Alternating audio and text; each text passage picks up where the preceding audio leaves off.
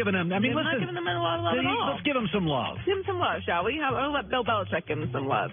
They will be the next team to get a shot at stopping Patrick Mahomes and the Chiefs. So he was asked this morning about what about Mahomes' game has stood out to him, and Belichick couldn't narrow it down to just one thing. Yeah, pretty much everything.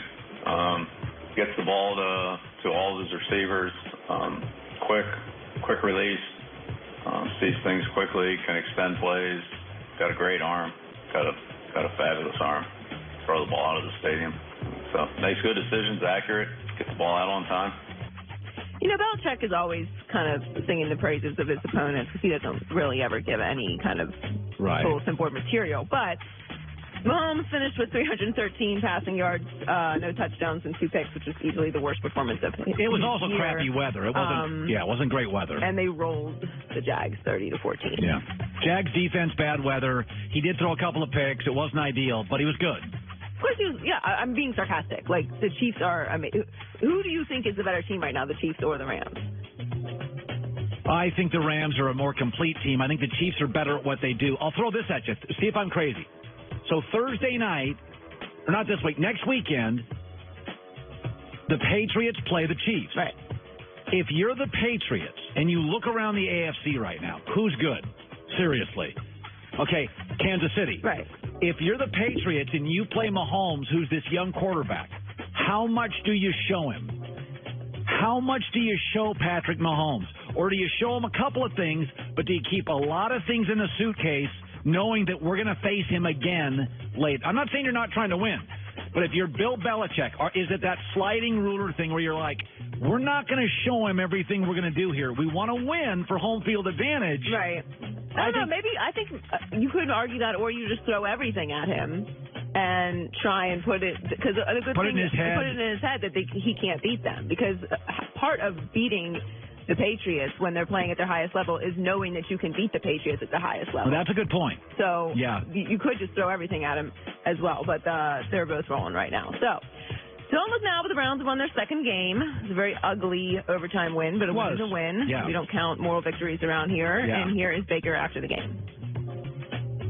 Take a lot of pride in that. That shows that we're starting to change the culture around here. That guys, early on, or I think in the past, thought, when something bad happens, they, kind of get in the tank a little bit, put their head down.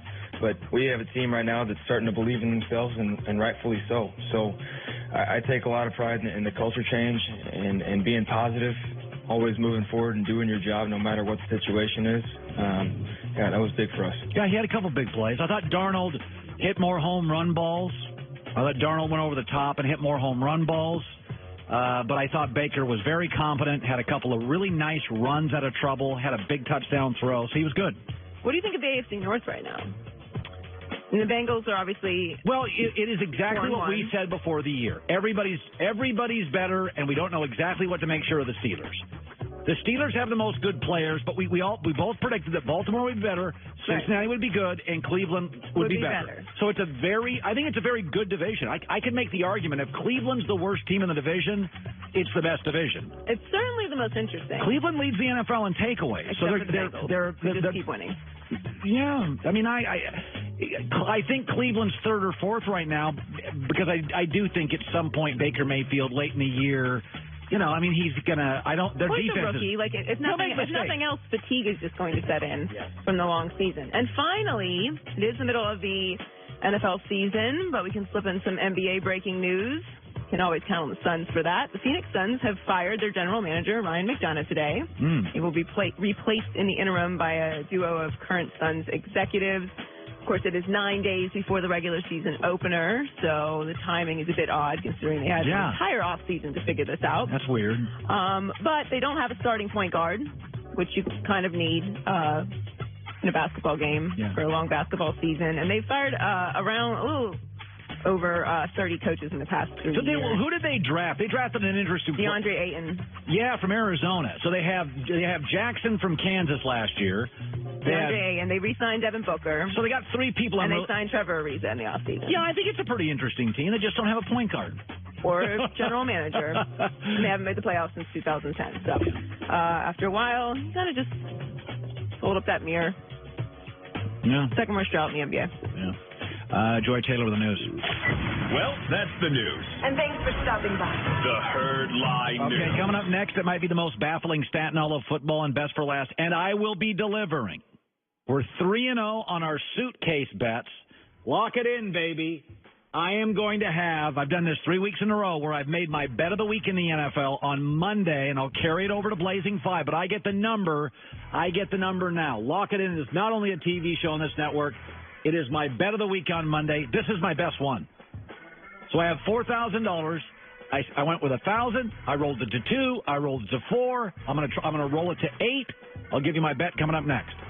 Have you ever taken your car in for an oil change? Simple, easy, do it all the time. And instead, sensor lights out.